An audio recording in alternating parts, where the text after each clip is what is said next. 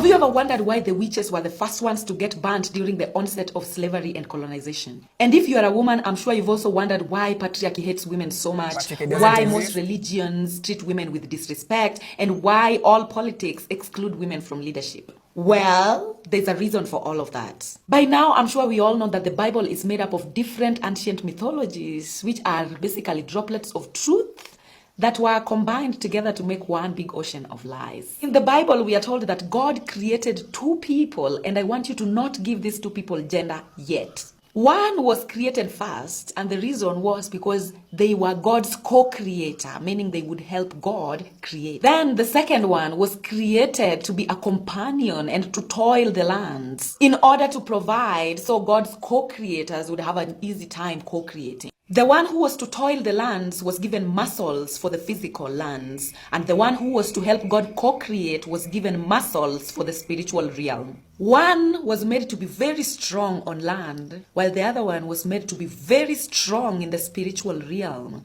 Men are very physically strong in the exact same way that women are very spiritually strong.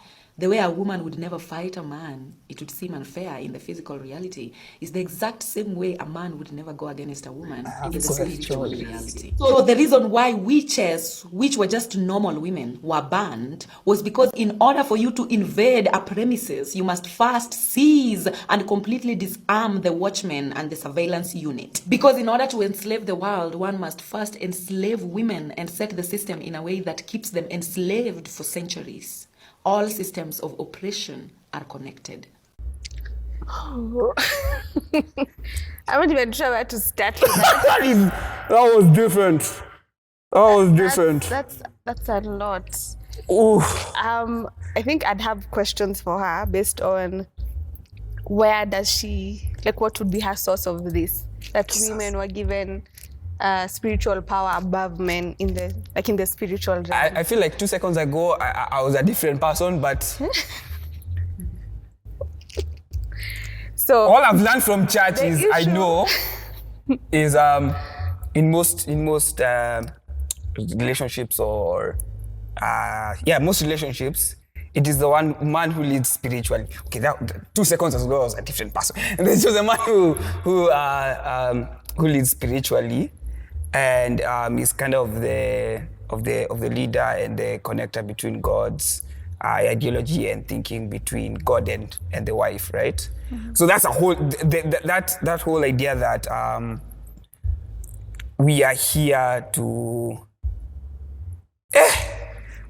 support women as they fight our spiritual battles. I'm not anti-feminist. But anyway, people, guys. There's a lot she said that I think is wrong. First, women don't create life by themselves. We just take what a man has and we multiply it. And that's an amazing gift that God has given us. But without a man, we can't create life. So that's the first thing that I'd have an issue with. The second thing is she's talking about witches in the past and how witches were burnt. So this takes us back to a dark time in the church where anything that they don't understand was threatening. And we can tie this with so many things, like even slavery and stuff, that anything that is different is threatening. Now, I don't in any way advocate for what was done. It was wrong.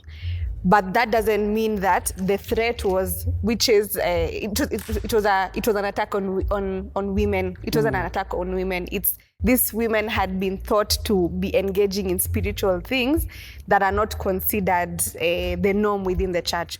And the church has been wrong many times on many things. It's the same way they say that they ban witches. At the same time, they also used to kill and ban scientists and free thinkers and philosophers like Galileo, because Galileo came up with the idea that the earth revolves around the sun and not the other way around. And the church didn't accept that and had him killed. That's true. Europe for the longest time, and this is where we have an issue when there's no clear distinction between church and state.